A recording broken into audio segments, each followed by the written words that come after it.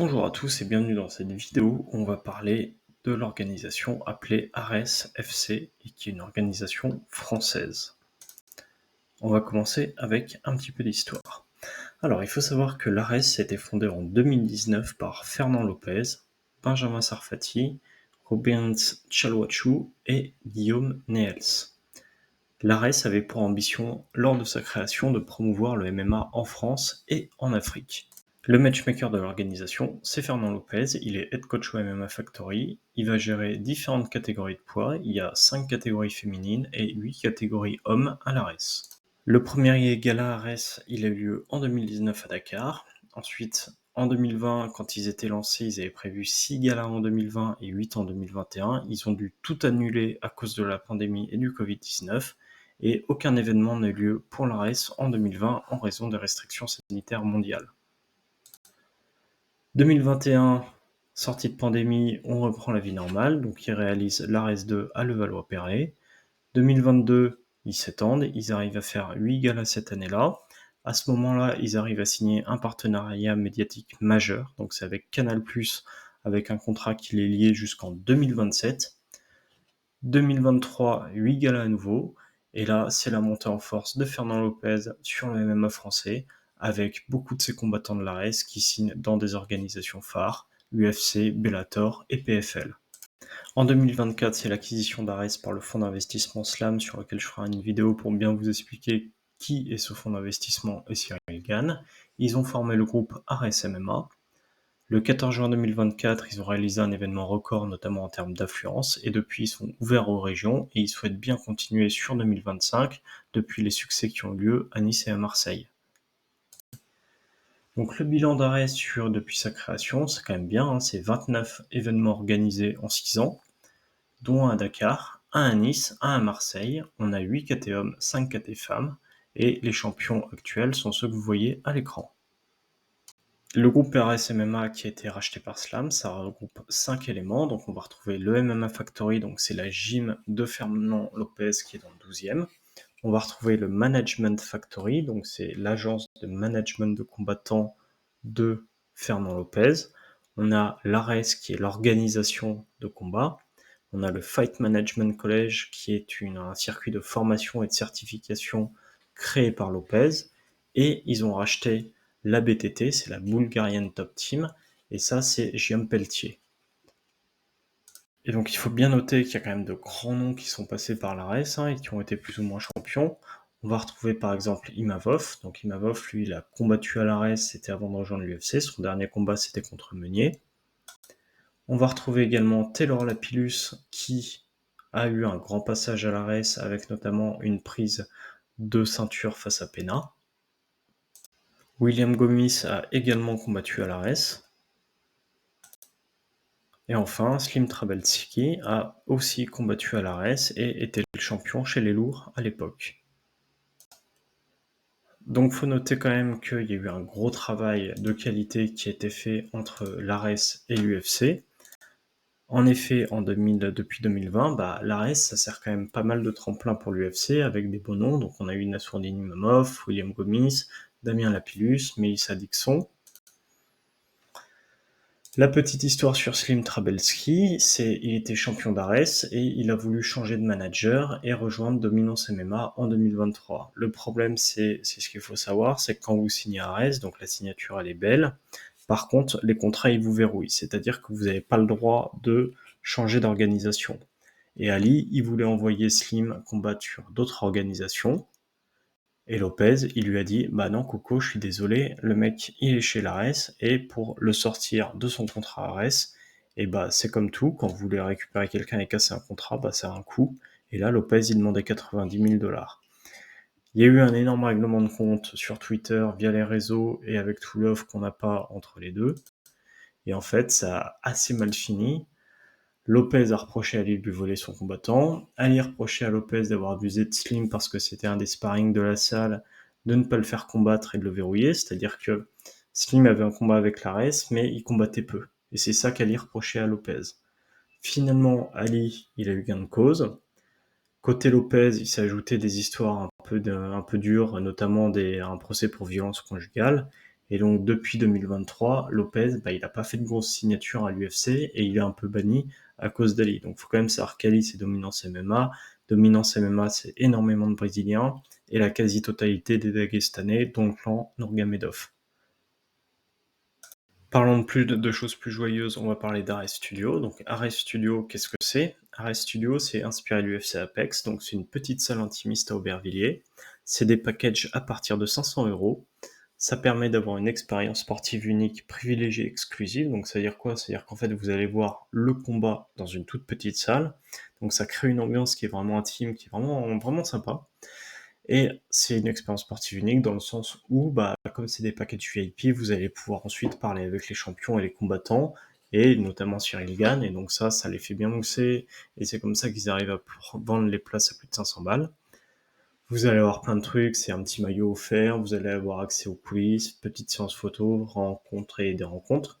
Et jusqu'ici, l'ARES n'a fait malheureusement que 5 galas sous ce format, et c'est là où c'est hyper dommage, parce que on a la démonstration avec l'UFC Apex, ça permet, ils en sont déjà au 103 en 5 ans, et on devrait faire pareil avec l'ARES Studio, et dynamiser l'AKT avec cette petite salle. Et malheureusement, ce n'est pas assez fait à mon goût.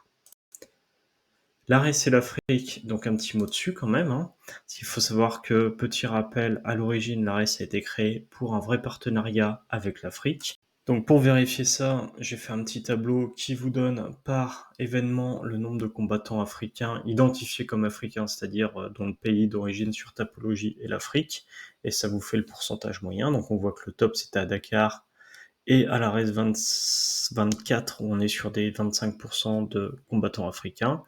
Et par contre, après, on a eu beaucoup moins de combattants issus de l'Afrique. Donc en fait, la promesse initiale, elle a malheureusement pas été tenue, parce qu'on se retrouve avec 10% de combattants africains sur les cartes de l'ARES, et en fait, il n'y a absolument pas de partenariat. Et donc, c'est là où c'est dommage, c'est que l'ARES n'a jamais réalisé la promesse de ce qu'elle avait vendu. C'est absolument pas une organisation pour l'Afrique, c'est pas du tout ça. Ils ont fait un premier gala à Dakar et depuis n'ont plus jamais investi, à ma connaissance, en Afrique avec l'ARES. Par contre, l'ARES, ça sert le MMA Factory. Alors pourquoi je vous dis ça? Parce que tout d'abord, il faut savoir que le matchmaker de l'organisation, c'est le head coach du MMA Factory. Donc forcément, il va faire combattre ses combattants. Pourquoi il va faire ça? Parce que comme ça, il peut prendre 10% de coach et 10% de manager sur l'ensemble de l'argent qui passe. Et donc c'est là où ça va être hyper intéressant. Donc je me suis amusé à récupérer tous les visuels qu'a fait le MMA Factory sur les différents ARES. Donc ça nous permet vraiment d'illustrer épisode par épisode, gala par gala, ce qui s'est vraiment passé et le nombre de combattants du Factory qui a été sur les différents. Donc je suis quelqu'un qui aime bien les chiffres, donc je me suis fait ce petit tableau et ça m'a permis de récupérer pour l'ensemble des galas ARES le nombre de combattants, et parmi eux le nombre de combattants issus du MMA Factory, et sur ces combattants, le pourcentage de victoire. Et c'est assez intéressant parce qu'en fait vous allez vous rendre compte que 28% des combattants sont de la MMA Factory, donc ça fait 150 combats sur 274 qui engageaient un factorien. Donc c'est plus de la moitié des combats des cartes. Et sur la moitié de ces combats, on a 73% qui finissent par une victoire du factorien. Donc on est sur 107 victoires pour 150 combats, ce qui est quand même très élevé. Normalement, on est plus sur du 50-50. Et donc c'est là où on se rend compte qu'en fait, l'ARES, c'est une organisation qui a été conçue par et pour ce club du MMA Factory. Et donc là, c'est un petit calcul rapide, c'est à se dire, voilà, c'est globalement à 5000 balles la prime de victoire. Lopez, s'il prend ses 20% de 10% de manager, 10% de head coach, ça fait 1000 € par victoire. Et donc uniquement sur les primes de victoire, donc je parle pas des primes de combat et de tout ce qui gravite autour, on est sur un Lopez qui se serait fait 107 000 € en 6 ans, soit une moyenne de 18 000 € par an en moyenne. L'autre problème, c'est qu'avec ces victoires un peu arrangées ou en mettant les combattants du Factory en avant, les combattants ils vont se surévaluer, ils vont se penser d'un autre niveau. C'est-à-dire que là on a Younoussov qui vient de mettre un double KO à un mec brésilien sorti de nulle part. Très bon choix de management et de matchmaking par contre, parce que ça permet à Younoussov de grimper très haut. Et il passe son 21e chez les Bantam, et depuis, il pense qu'il est proche d'une signature à l'UFC, alors qu'en vrai, il n'a pas prouvé grand-chose. Donc c'est là où je vais arriver sur mon avant-dernier chapitre, où je trouve que l'Ares, il y a quand même des limites, c'est un peu une organisation qui a pas d'âme, de mon point de vue. Alors de mon point de vue, attention, je suis qu'un fan, je suis qu'un créateur de contenu, donc c'est un point de vue qui essaye d'être neutre, mais je fais au mieux. Les contrats de l'ARES, ils sont trop bloquants et pas ouverts. Le problème de l'ARES, c'est qu'il n'y a pas assez de galas et de volume de combats par an, ce qui permet pas aux combattants de combattre assez. Vous prenez un UFC, c'est 40 galas par an. Et donc on a une manne de combattants qui est très frustrée à l'ARES, parce qu'ils ont des combats qui les lient à l'ARES, mais qui ne leur permettent pas de combattre. Le deuxième point bloquant, c'est les catégories et les combats, il n'y a aucun suivi. Il n'y a pas de top 10 tenu à jour par le matchmaker, il n'y a aucun storytelling, il n'y a aucune lisibilité sur les cartes, et en vrai, il y a énormément de cartes où on a des one-shots avec des Brésiliens en main. Et ça, c'est un truc qui m'agace le plus profondément. Yunusov, il tape un Brésilien qui vient de nulle part et qui prend le combat. C'est son premier combat à l'arrêt et il débarque pour un main event. Et en fait, ça veut dire qu'il n'y a pas de rooster à jour, il n'y a pas de hype, il n'y a rien derrière. On est sur une organisation qui fait pas de suivi pour les ceintures. On comprend pas les roosters, comment ils fonctionnent. On comprend pas qui est classé combienième. On n'est pas sur un professionnalisme comme au KSW qui nous met après chaque gala le classement à jour et on comprend ce qui se passe. On a eu des doubles champions, Abdul il part au PFL, il y a des ceintures intermédiaires, puis elles sont remises, et en vrai, suivre les ceintures, c'est hyper difficile, on sait pas trop comment elles fonctionnent et ce qui s'y passe. Et enfin, ce qui me dérange un petit peu, c'est le favoritisme des factoriens sur les combats. On a aussi Yunusov à son dernier combat, il fait pas le poids, il combat en catchweight. Vous faites ça à l'UFC, vous perdez votre ceinture. Et là, le mec il garde sa ceinture, et en plus, il fait pas le poids, et il pense qu'il est trop fort. Et donc je trouve qu'il commence à y avoir une certaine lassitude des autres combattants et clubs, comme Ilian Bouafia, qui dit en conf qu'il en a rien à foutre de la ceinture de Raes, et lui ce qui l'intéresse c'est l'UFC. Alors je sais pas si vous imaginez, mais quand vous êtes employé dans une société, ou par une société, vous allez pas dire « Ah non, cette société c'est de la merde, moi ce que je veux c'est bosser pour le concurrent ». C'est assez hallucinant de laisser passer ce genre de discours sur une conf de presse qui est quand même assez importante. Ensuite, pour moi, il y a un problème de marketing, c'est-à-dire que Ares voulait mettre en avant des stars à ces gars-là, et pour moi, ils ont payé énormément d'argent pour ramener des stars. C'est-à-dire que ils ont dû payer pour ramener des gens comme des footballeurs, du Pierre Ninet, des comédiens, et pour moi, ils ont mis beaucoup d'argent là-dessus, et ils ont un peu gâché l'argent du gala et de l'organisation. Et pour ça, je pense que Julie Gann, qui est la sœur de Cyril, qui était responsable VIP, elle y est pas pour rien. Je pense qu'ils ont eu une mauvaise stratégie de communication. Ensuite, là, ils viennent de se faire racheter par un fonds d'investissement qui est un peu opaque, qui s'appelle SLAM. Donc c'est sport, luxe, art et musique. On n'a pas de communication sur les impacts de ce rachat par SLAM. On ne sait pas quels sont leurs projets sur le court, moyen, long terme. Et globalement, je vais vous faire un papier là-dessus, mais c'est une entreprise qui sent bon de bullshit. C'est-à-dire que c'est une entreprise, on ne sait pas trop ce qu'ils font, ils ont plein d'idées, mais concrètement, on ne sait pas trop où on va. Je trouve que cette situation illustre assez bien avec les recrutements qu'ils font. Là, on a un nouveau CEO, donc c'est un Chief Executive Officer, qui est Julien Ronget. Julien Ronget, c'est un ancien directeur de salle et de stade, mais il a aucune compétence en MMA et c'est lui qui va diriger l'ARES MMA. Donc c'est assez étonnant ce genre de choix. Donc pour moi, l'ARES, pour rester viable, ils ont plusieurs axes d'amélioration. La première, c'est confirmer leur positionnement. Il faut qu'ils se confirment comme une organisation intermédiaire européenne, il faut qu'ils confirment qu'ils sont la dernière marche de l'Europe avant l'UFC, et il faut qu'ils communiquent sur cette position de façon claire et lisible. Et ensuite, dans ce positionnement, il faut aussi qu'ils apportent des clarifications sur, concrètement, ils ont intégré la BTT, mais qu'est-ce que ça va leur apporter? Est-ce que ça va rester indépendant? Est-ce que la BTT va faire comme le MMA Factory et nous faire des combats cheatés sur la quasi-totalité des cartes en ramenant des Brésiliens venus d'ailleurs? Et ça, il faut qu'ils clarifient ce qu'ils vont faire là-dessus. Ensuite, je pense que l'ARES, il faut qu'ils reviennent à la base. Ce que j'aimerais bien, c'est qu'ils arrivent à recréer des liens avec l'Afrique, qu'ils retournent proposer un vrai partenariat avec l'Afrique, qu'ils investissent là-bas, c'est-à-dire pourquoi pas créer un institut de performance ou des salles en Afrique pour développer le MMA là-bas, mettre en place des partenariats qui ont du sens, par exemple dire, voilà, sur 2% des prix de billets, eh ben, on va mettre un partenariat pour développer le MMA africain. Et ça aurait du sens.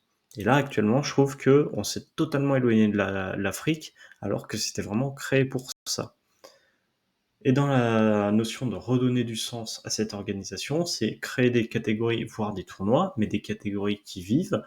Il faut rendre lisibles les classements, il faut donner du sens au combat, ajouter du storytelling, tenir à jour ces classements, arrêter de favoriser la MMA Factory et pourquoi pas la BTT, et surtout, putain, arrêter avec vos putains de one-shot de Brésiliens. Y a rien qui m'agace le plus, on a un super rooster, on signe des contrats qui verrouillent les mecs et on les fait pas combattre, on ramène des Brésiliens pour des one-shots sur des main events. Ça n'a aucun sens.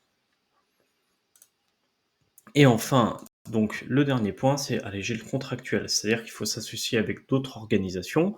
On le voit avec le KSW et l'Hexagone où on a des échanges de combattants et on peut y sortir et aller se battre pour permettre de combattre chez d'autres. C'est-à-dire que si vous prenez, si vous signez des gens mais que vous les faites pas combattre, bah, il y a un truc qui va pas quand même. Et donc c'est pour ça, autoriser aussi les sorties.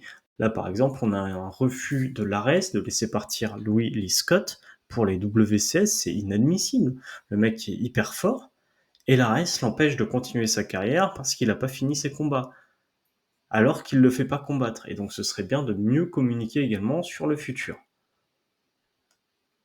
Donc pour conclure, j'ai quand même envie de dire que l'ARES, c'est une très belle organisation française que Fernand, il a hyper bien développé. Il a fait un travail de malade mental, donc encore une fois, merci à lui, même si je l'ai déglingué un peu dans ma vidéo. Par contre, il faudrait vraiment suivre les axes d'amélioration, c'est confirmer le positionnement européen, revenir à la base et créer un vrai partenariat avec l'Afrique, remettre du sens dans cette organisation en réorganisant les catégories, mettre des classements, mettre du sens dans les combats, arrêter de favoriser la MMA Factory et demain la BTT, arrêter avec les one-shots de Brésiliens, faites combattre les combattants que vous avez dans le booster et alléger un peu le contractuel pour permettre à certains talents de sortir de cette organisation. Voilà, c'est tout pour moi, j'espère que cette vidéo vous a plu et je vous souhaite à tous une très belle journée.